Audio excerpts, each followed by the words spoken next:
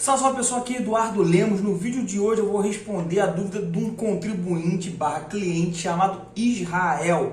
Israel, vai aí sua dúvida, sua pergunta, tá? Talvez ela possa ser útil para você também, para outro contribuinte do mundo, ou melhor, do Brasil. Vou inverter um pouco, eu sei que a vida é muito corrida. Eu vou responder rapidamente a pergunta do Israel e, se você tiver paciência e ficar até o final do vídeo, eu vou contextualizar melhor o assunto e dar algumas contribuições de dicas sobre ele. Então a dúvida do Israel é o seguinte: o Israel vendeu a ação judicial trabalhista dele. Isso tem se tornado muito comum, só que a gente não tem uma legislação ainda muito firme com relação ao imposto de renda nesse aspecto. Pois bem, ele vendeu a ação judicial trabalhista dele e o advogado dele, que tem direito a honorários contratuais sobre a ação judicial dele, também vendeu esse crédito. Para quem? Para uma empresa, um terceiro. Só que quem pagou conceitualmente esse crédito, o honorário contratual advocatício, foi o Israel, porque saiu do valor bruto da ação judicial dele.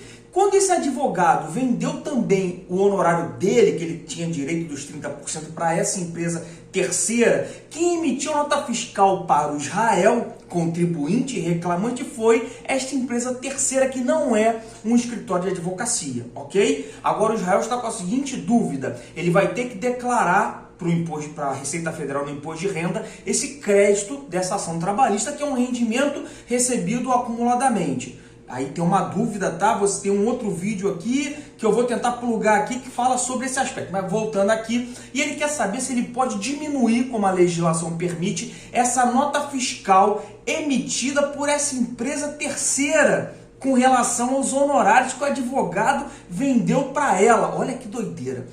Não, Israel, o meu olhar sobre essa questão é que você, infelizmente, não vai poder usar essa nota fiscal se não for uma nota fiscal de serviço advocatício. Eu vou dizer por quê. A gente tem que ler primeiro a legislação desse caso, tá? Vamos lá. Instrução Normativa 1500 de 2014, artigo 38.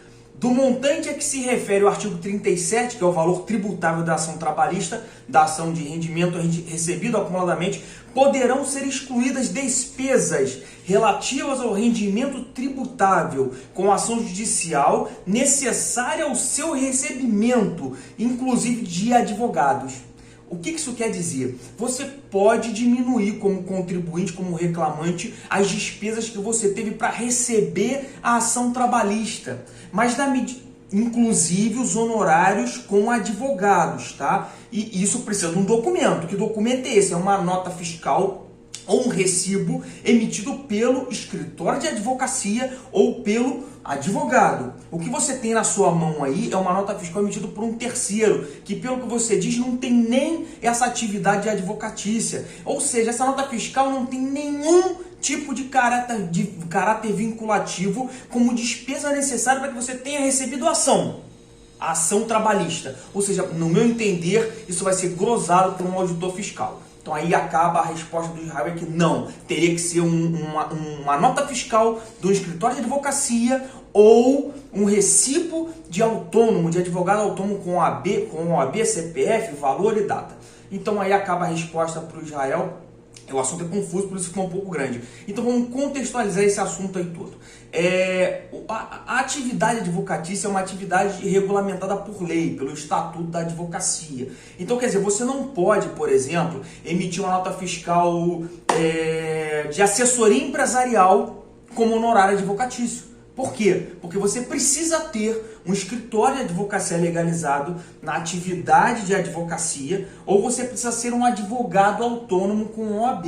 E o recibo precisa conter a sua OAB, seu nome completo, seu CPF, o valor, o número da ação dos honorários e a sua assinatura. Esses documentos são os documentos geralmente aceitos pela Receita Federal como documentos lídigos, documentos legítimos, tá? Então, com essa questão toda de venda de ação, que era muito famosa, era muito comum nos processos não trabalhistas, e agora também é comum nos processos trabalhistas, a gente fica num limbo. Em que sentido? O advogado também está vendendo o crédito dele de honorário advocatício para essa empresa terceira que comprou o crédito. Logo, quebra a cadeia. Quem é que vai emitir a nota fiscal para o contribuinte, lá para o reclamante nota fiscal de serviço advocatício? Ninguém. E ele vai ficar na mão da Receita, porque ele tem a prerrogativa legal de diminuir o custo para recebimento da ação, leia-se também os honorários contratuais,